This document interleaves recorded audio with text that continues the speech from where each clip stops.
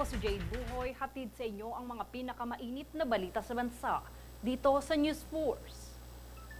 Sa ulo ng mga balita, halos 2 piso kada litrong pagtaas ng produktong petrolyo, epektibo na. Napocor, ipinag-uutos na putulan ng kuryente ang Basilan kasunod ng 49 million peso na utang. Airspace ng Israel at Jordan sarado. Mga Pinoy balak iuwi by land at sea routes. Malacanang Palace naglabas ng pahayag kontra AI-generated fake news. BOC nasabat ang 5.1 million peso na party drugs na tinago sa dog food mula Paris.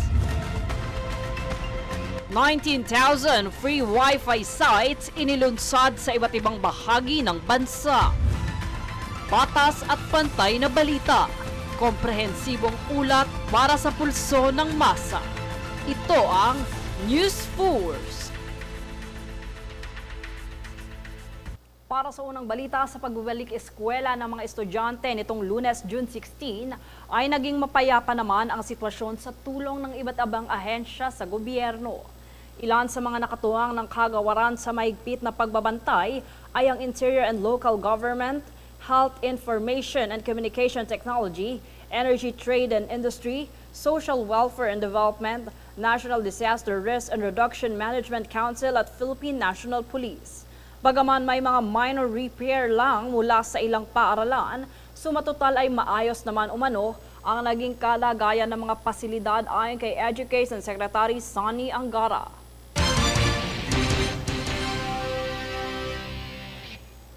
Bad news po para sa ating mga motorista. Epektibo ngayong araw ng Martes ang pagtaas ng halos 2 piso kada litro ng produktong petrolyo.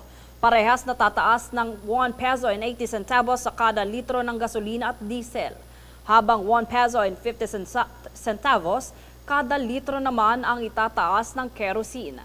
Ito na ang ikalimang magkasunod na linggo ng pagtaas ng presyo ng gasolina, ikatlong linggo sa diesel at pangalawang linggo naman sa kerosene.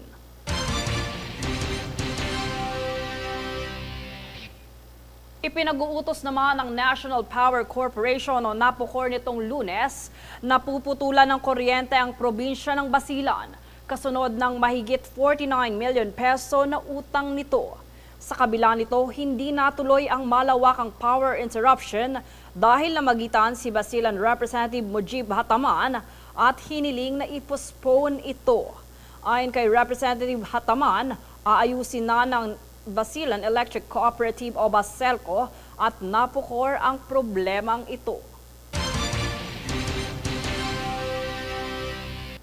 Abiso publiko mula sa nakatakdang resumption ng voter registration sa July para sa barangay at sangguniang kabataan elections. Ito ay nilipat na sa huling bahagi ng October ngayong taon na tatagal hanggang July 2026. Ito ang inanunsyo ng Commission on Elections o COMELEC upang magbigay daan sa Bangsamoro Parliamentary Elections o BPE na gaganapin sa October 13. Ito aniya ay upang hindi magkaroon ng kalituhan sa mga botante, partikular sa mga boboto sa BPE.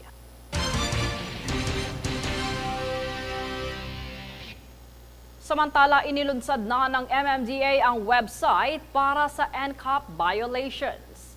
Ang detalye sa ulat ni Princess Castro. Inilunsad na ng Metropolitan Manila Development Authority o MMDA nitong Lunes ang website para sa No Contact Apprehension Policy o NCAP violations. Ito ay pinangalan ng May Huli Ka 2.0 na nagpapahintulot sa mga motorista at may-ari ng sasakyan na suriin ang kanilang mga paglabag sa trapiko sa ilalim ng naturang pulisiya. Para masuri kung mayroon bang paglabag, mangyari lamang ilagay ang plate o conduction sticker number at kanilang motor vehicle file number sa website. Ayon kay MMDA Chairperson Romando Artes, ang paglalagay ng MV file number ay karagdagang seguridad at proteksyon upang hindi makompromiso ang data privacy ng mga may-ari ng sasakyan. Sa pamamagitan kasi nito, anya, ay tanging mga may-ari ng sasakyan lamang ang makakakita ng kanilang mga paglabag sa ilalim ng NCAP. Samantala, kabilang sa features ng website ay ang pag-access sa detalyadong impormasyon ng paglabag tulad ng ebidensya ng larawan at video, petsa at oras, uri ng paglabag, kaukulang multa at mga lokasyon ng pag-aayos. Nakapaloob din dito ang kanilang mga susunod na hakbang tulad ng proseso ng pagbabayad, kung saan babayaran ang multa at kung paano i-contest o iapila ang kanilang concern. Bukod dito, balak din ng ahensya na magkaroon ng real-time short messaging system at mga notifications sa email ng niregister na account ng mga car owner. Princess Castro nag-uulat para sa Golden Nation Network.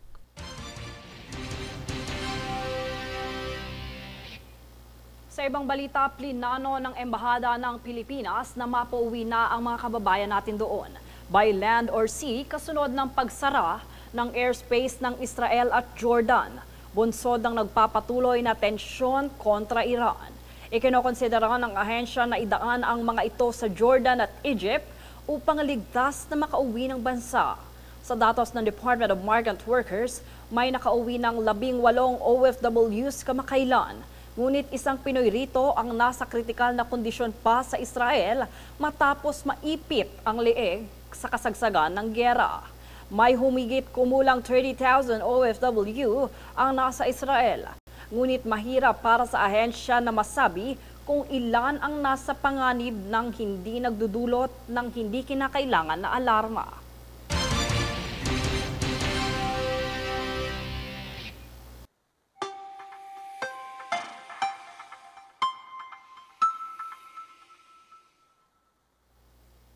Sa ating ulat panahon, isang low pressure area ang namataan sa katubigang bahagi ng Corsera, Romblon. Bagamat nasa Romblon, ilang bahagi rin ng Luzon ang makakaranas ng dulot nito, tulad ng Metro Manila, Calabarzon, Mimaropa, Bicol Region, Zambales, Bataan, Pampanga at Bulacan. Samantalang easterlies naman ang magdudulot ng bahagyang sama ng panahon sa Isabela, Quirino, Aurora, Visayas at Mindanao.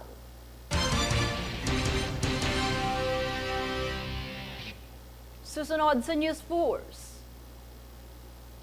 Malacanang Palace naglabas ng pahayag kontra AI-generated fake news.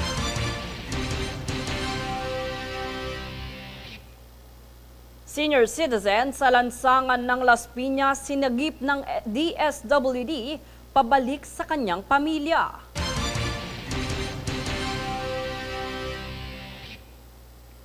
PAF at DSWD tinipon ang mga student volunteers para tumulong sa mga biktima ng sakuna.